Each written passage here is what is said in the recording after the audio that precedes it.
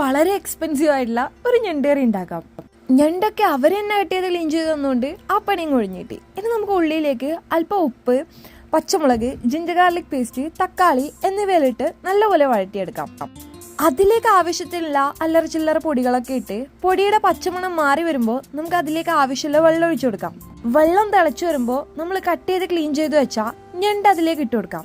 ഞണ്ട് കറി കേൾക്കുമ്പോൾ തന്നെ എൻ്റെ അമ്മ ഉണ്ടാക്കി തരുന്ന വറുത്തരച്ച ഞണ്ട് കറിയാണ് എനിക്ക് ഓർമ്മ വരാറ്. അപ്പോൾ നമുക്ക് ഇന്ന് അത് തന്നെ ഉണ്ടാക്കാം. അതിനുവേണ്ടി കുറച്ച് തേങ്ങ എണ്ണയിലേക്ക് ഇട്ട് കുറച്ച് ഉള്ളിയും കുറച്ച് ജീരകവും ഇട്ട് പിന്നെ അത്യാവശ്യം കുറച്ച് പൊടികളും ഇട്ട് നല്ലപോലെ മിക്സാക്കി കൊടുക്കാം. തേങ്ങ നല്ല ഗോൾഡൻ കളർ ആവുമ്പോൾ തീ ഓഫ് ചെയ്ത് തണുത്ത ശേഷം നമുക്ക് അരച്ചെടുക്കാം.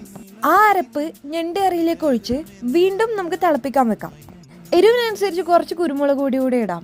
എക്സ്പെൻസീവ് ആണെന്ന് പറയാൻ കാരണം എന്താണെന്ന് വെച്ചാൽ ഒരു ഞണ്ടിനാണ് നമ്മൾ ഇത്രയും കറി ഉണ്ടാക്കിയത്. ആ ഒരു ഞണ്ടിന്റെ വില $30.